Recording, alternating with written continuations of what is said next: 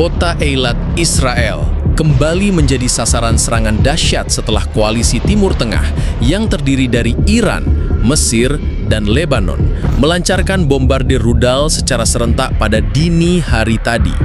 Dalam hitungan menit, langit Eilat berubah menjadi lautan api dan kepulan asap tebal yang terlihat hingga ke perbatasan Yordania.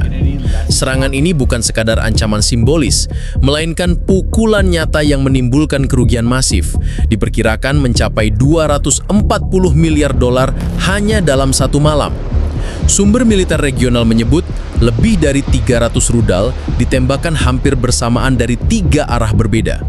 Sistem pertahanan udara Israel yang selama ini digembar-gemborkan sebagai perisai kebal, kewalahan menghadapi hujan proyektil yang datang bergelombang. Iron Dome yang katanya jadi kebanggaan Israel malah terlihat seperti ember bocor. Lebih banyak rudal yang masuk daripada yang berhasil ditembak jatuh. Ledakan beruntun menghantam sejumlah fasilitas vital, termasuk pelabuhan, gudang penyimpanan bahan bakar, hingga kompleks yang disebut-sebut sebagai markas rahasia militer Israel. Warga sipil yang selama ini percaya Eilat hanyalah kota wisata, kini mendapati kenyataan pahit. Hotel-hotel berubah jadi puing, jalanan penuh reruntuhan, dan listrik padam total.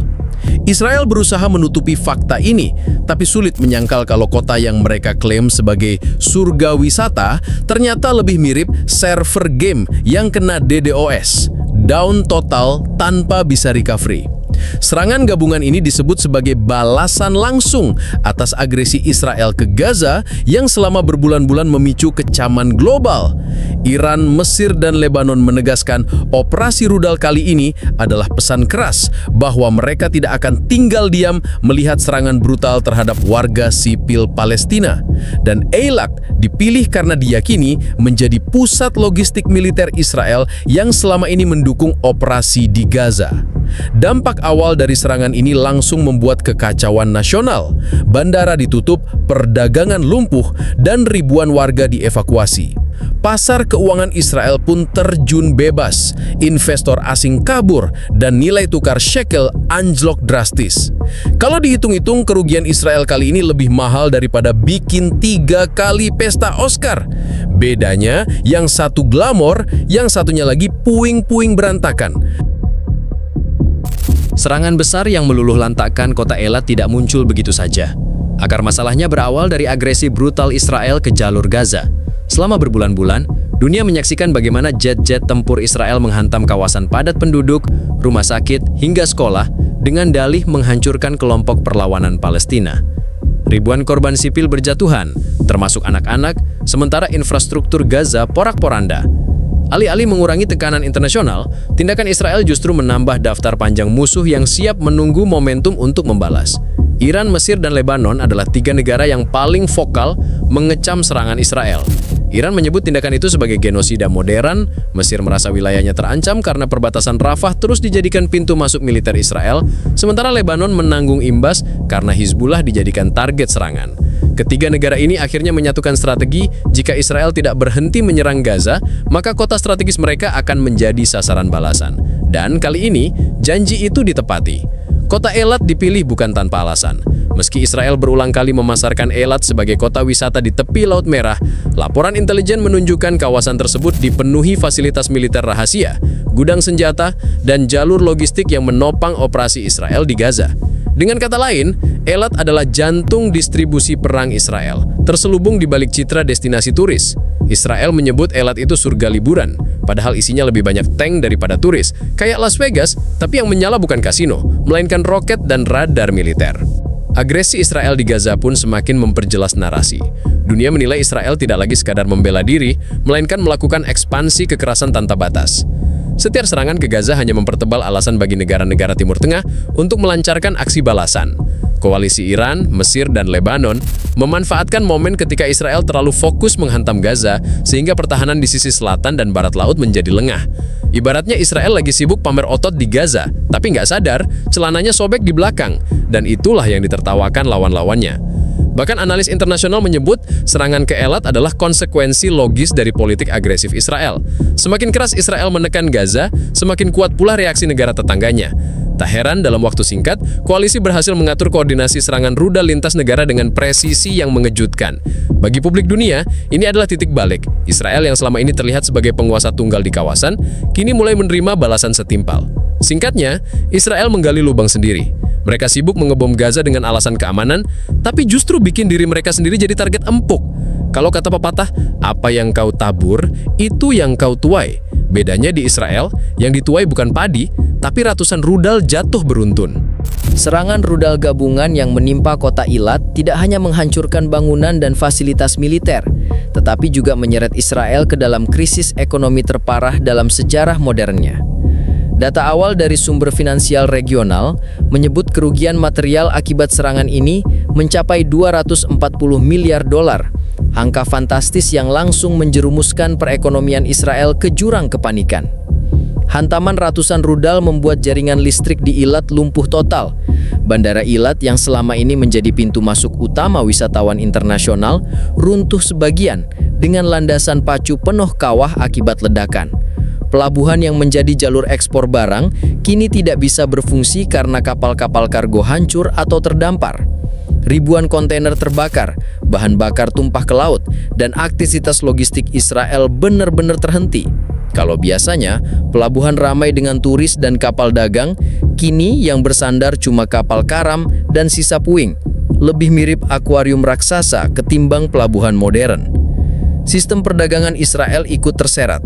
Bursa saham Tel Aviv anjlok drastis. Saham-saham besar ambruk lebih dari 20% hanya dalam satu hari perdagangan. Investor asing menarik modal mereka dengan cepat, menyebabkan kekacauan di pasar keuangan. Bank Israel harus menggelontorkan dana darurat untuk mencegah kehancuran total sistem perbankan. Nilai tukar shekel merosot ke titik terendah dalam satu dekade, membuat harga kebutuhan pokok melonjak tajam.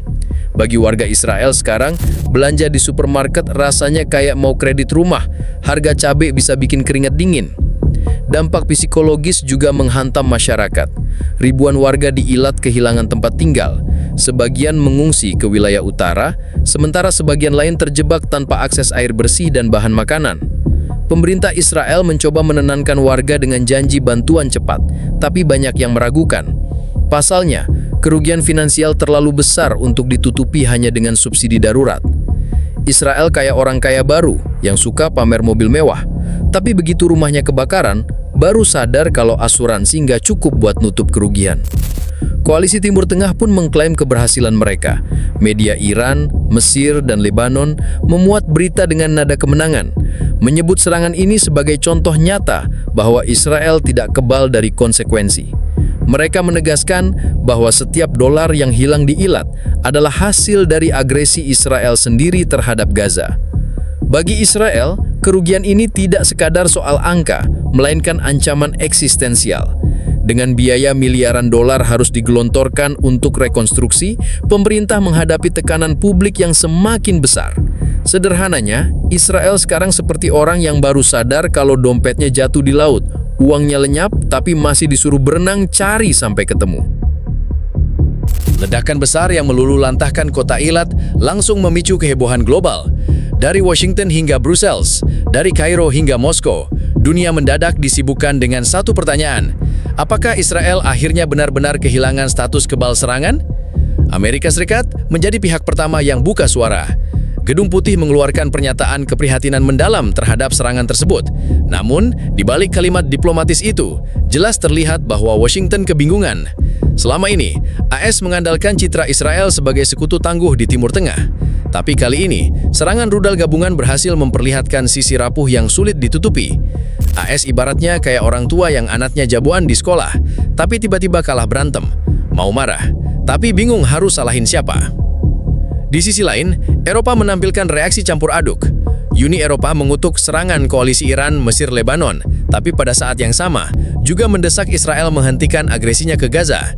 Negara-negara seperti Prancis dan Jerman terbelah antara solidaritas politik dengan Israel dan kepanikan ekonomi akibat jalur perdagangan di Laut Merah yang terganggu. Singkatnya, Eropa ini kayak orang yang ribut soal siapa salah siapa benar, tapi sebenarnya mereka cuma takut harga bensin naik. Dunia Arab merespons dengan lebih belak-belakan. Beberapa negara secara terbuka mendukung langkah koalisi Timur Tengah, menyebutnya sebagai pembalasan yang sah. Media Arab menyoroti bagaimana Eilat selama ini dijadikan markas militer terselubung sehingga menjadi target yang sah untuk diserang. Meski tidak semua pemerintah Arab berani menyatakan dukungan resmi, opini publik di jalanan justru memuja serangan itu sebagai kemenangan simbolis atas Israel. PBB, seperti biasa, menggelar rapat darurat di New York, namun hasilnya tidak lebih dari sekedar resolusi kosong. Seruan gencatan senjata hanya jadi bahan debat panjang yang berakhir tanpa solusi nyata. Kalau ada lomba siapa paling sering rapat tanpa hasil, PBB pasti juara bertahan. Sudah puluhan tahun konfliknya sama, tapi output mereka cuma kertas dan kopi dingin. China dan Rusia mengambil kesempatan untuk meningkatkan pengaruh mereka. Rusia menyebut serangan ke Eilat sebagai konsekuensi alami dari kebijakan agresif Israel, sementara China menyuruhkan pendekatan diplomasi baru yang tidak didominasi Amerika. Kedua negara itu menampilkan diri sebagai alternatif kekuatan global, memanfaatkan kelemahan Israel dan sekutunya. Ibaratnya Israel lagi jatuh, Rusia dan China langsung datang kayak salah asuransi. Butuh proteksi tambahan nggak, bos? Reaksi internasional ini menunjukkan satu hal penting. Israel tidak lagi bisa mengendalikan narasi global seperti dulu. Jika dulu setiap serangan ke Israel memunculkan simpati luas, kali ini dunia lebih banyak bertanya soal penyebabnya, yaitu agresi Israel ke Gaza. Reputasi Israel runtuh dan semakin banyak pihak melihatnya bukan sebagai korban, melainkan sebagai pelaku yang akhirnya kena akibat. Dengan kata lain, dunia mulai lelah melihat Israel selalu bermain peran jadi korban padahal rajin jadi pelaku. Serangan ke Eilat seakan jadi karma instan, kayak orang yang suka bikin prank ke orang lain, tapi giliran kena prank malah nangis duluan. Serangan besar yang meluluhlantahkan kota Eilat menandai titik balik paling berbahaya dalam sejarah Israel modern.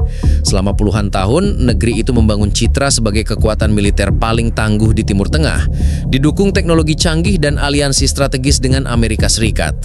Namun kali ini, kenyataan di lapangan berbeda jauh dari narasi propaganda. Israel tidak hanya kehilangan ratusan miliar dolar, tetapi juga kehilangan rasa aman, kepercayaan publik, dan status tak terkalahkan yang selama ini dibanggakan. Di dalam negeri, gelombang protes mulai muncul.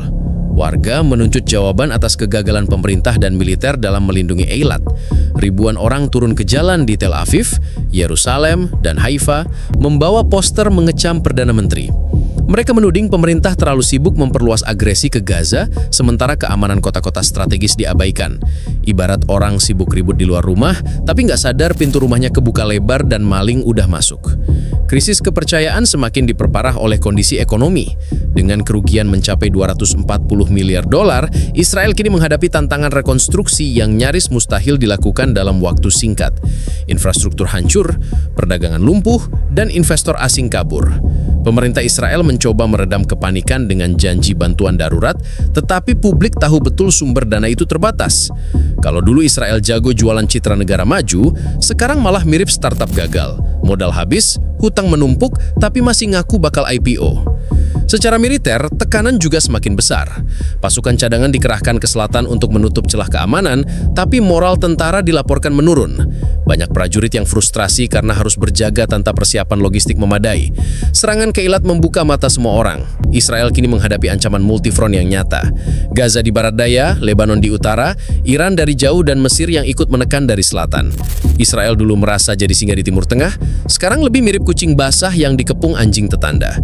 Dunia internasional pun mulai mempertanyakan masa depan Israel. Negara-negara barat yang selama ini mendukung tanpa syarat kini ragu-ragu, sementara blok timur, Rusia dan China semakin percaya diri mengambil panggung. Israel seolah terjebak dalam posisi sulit. Jika terus menyerang Gaza, mereka akan menghadapi serangan balasan yang lebih besar. Jika mundur, mereka dianggap kalah dan reputasi hancur.